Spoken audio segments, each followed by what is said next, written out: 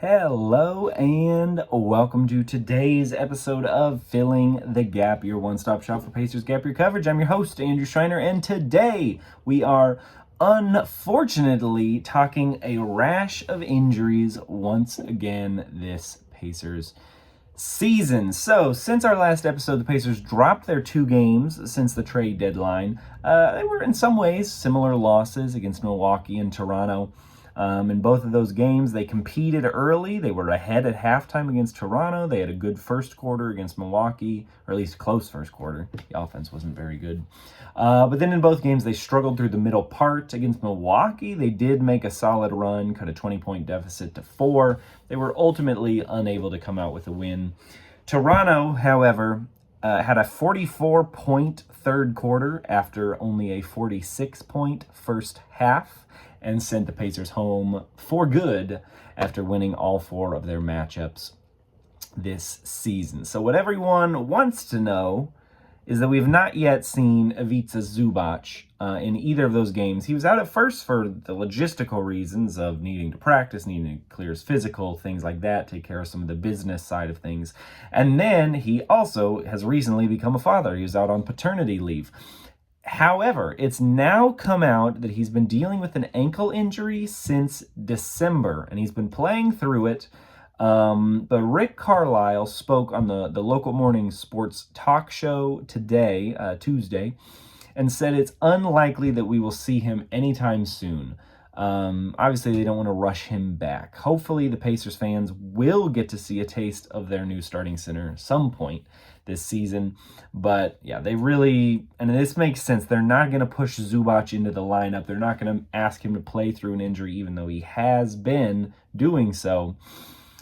Especially given the what we might call the silver lining of each loss being their bolstered odds in the draft lottery. So definitely won't see Zubac before the All-Star break. We'll see how long he's out after the All-Star break with this apparently nagging ankle injury. Now, this is our first taste of Zubac. However, it doesn't seem that this is an issue. He's played, I think, like 95% of games in his career. His longevity, his consistency, his availability is an asset. Obviously, he was playing through this injury, so I don't think it's a major concern. And I don't think Pacers fans should be expecting him to be an injury-prone center or anything of the sort. However, the Pacers are a bit injury-prone this season, and Zubac is now not the only one dealing with an injury. So Johnny Furphy is the big injury to talk about. Against Toronto, he tore his ACL and I believe his right knee coming down from a dunk. It was just landed awkwardly and tore his ACL. Really unfortunate for him. He's obviously out for the season, and given that it's February, might end up missing some of next season as well with this. His timeline for return probably is around the beginning of the season, but might miss some there. The ACL is not the career-ending injury that it once was, but this is still a huge blow given that this season is such a massive opportunity for Furphy to get significant minutes. He's started 21 of the 35 games he's been available for, contributed, I think, very nicely. He hasn't been flashy. His scoring numbers could be better. He's around 5 points per game. But I think he's been a plus rebounder and defender. He's made relatively few mistakes, especially for a young player. He knows his role, and he's come in to do a job, and I think he's played well. I don't think he's been the reason they're losing, certainly. Now, he is done for the season. He's not the only one dealing with an injury. Aaron Nesmith, Micah Potter, TJ McConnell are on the injury list as well. They're all questionable for the game against New York. Truthfully, I don't expect that they would play. But we will see in a few hours, I suppose, from the time of recording here. One update, Obi Toppin is making his way back. He's been doing some activity. A report from a few weeks ago was that he's ahead of schedule. There's still no clear timetable given. Again, the Pacers are not going to rush any of these injuries.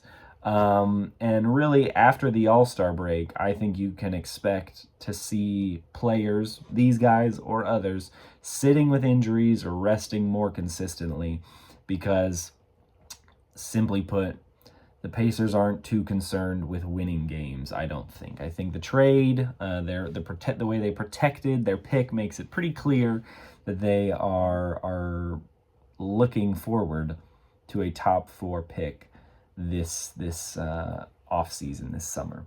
And I don't necessarily think that's wrong. I do think the players who are on the floor will continue to play hard. Guys like Siakam, Nembhard, McConnell, they didn't sign up to lose games this season. I think they're going to play hard. I think Rick is going to coach hard.